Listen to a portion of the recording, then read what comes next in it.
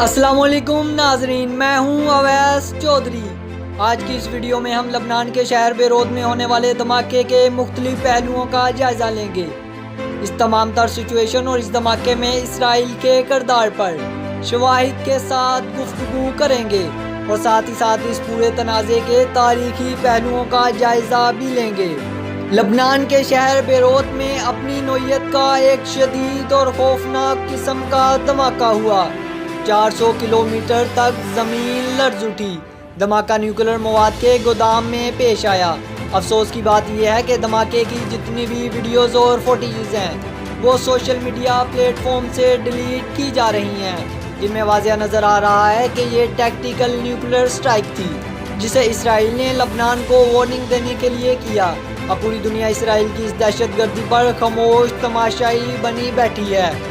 لبنان میں ہونے والے اس دھماکے کی ویڈیو کو تحقیقاتی طور پر پرکھا تو جائے گا، لیکن اب تک کی ہونے والی تحقیقات کے مطابق 2 میں سے ایک دھماکہ جوہری مواد کا تھا، جس میں واضح طور پر دیکھا گیا ہے کہ باقاعدہ کیمیکل ری ایکشن کے نتیجے میں اتنی بڑی تباہی ہوئی۔ اس قدر زوردار کیمیکل دھماکے کے لیے مواد دنیا بھر کی کسی بھی دہشت گرد تنظیم کے پاس موجود نہیں، تو بلا شبہ اس میں اسرائیل ڈائریکٹلی یا انڈائریکٹلی ملوث ہے۔ اور کیوں ملوث ہے؟ کیونکہ اسرائیل نہیں چاہتا کہ اس کے ہمسایہ ممالک میں امن قائم ہو، کیونکہ جب امن قائم ہوتا ہے تو اسرائیل کی طرف لوگ متوجہ ہو جاتے ہیں، اور اسرائیل کا مشن مسجد اقصی پر قابض ہونا ہی نہیں بلکہ گریٹر اسرائیل بنانے کا بھی ہے، جس میں بیشتر عرب ممالک بھی شامل ہیں۔ لبنان ان چند ممالک کی فہرست میں آتا ہے جن کی طرف سے اسرائیل کو اکثر مزاحمت کا سامنا کرنا پڑتا ہے، اور لبنان اسرائیل کے لیے اس لیے بھی خطرہ ہے کہ دوسرے ممالک پاکستان یا ایران اگر اسرائیل پر حملہ کرنا چاہیں تو انہیں لبنان کی سرزمین استعمال کرنا پڑے گی، اور لبنان ایک ایسا ملک ہے کہ اگر کوئی اسرائیل پر حملہ کرنا چاہے تو لبنان اپنی سرزمین دینے کو تیار ہے۔ لبنان کی تاریخ پر نظر ڈالی جائے تو معلوم ہوتا ہے کہ عرب دنیا کا یہ چھوٹا سا خطہ ہمیشہ سے اسرائیلی جارحیت کا شکار رہا ہے۔ کیا میں اسرائیل کے بعد 1948 میں جب پہلی عرب اسرائیلی جنگ کا آغاز ہوا تو لبنانی افواج نے تعداد میں کم ہونے کے باوجود عرب کا ساتھ دیا اور شکست کھائی، جس کے بعد اسرائیل نے جنوبی لبنان پر قبضہ کر لیا۔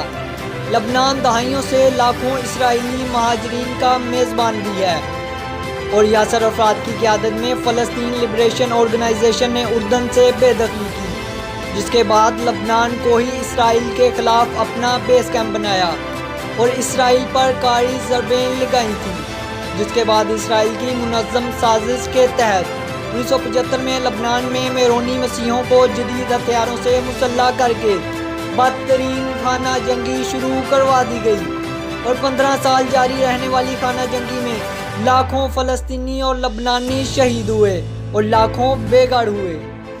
1982 میں اسرائیلی فوجیں بین الاقوامی قوانین کو پامال کرتے ہوئے لبنان میں داخل ہوئیں اور بیروت کا محاصرہ کر لیا۔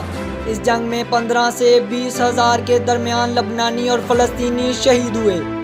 بات یہیں ختم نہیں ہوتی بلکہ 1993 اور 1996 کے درمیان اسرائیل نے لبنان کو اپنی جارحیت کا نشانہ بنایا۔ شدید بمباری کے نتیجے میں شہر کے شہر برباد کر دیے۔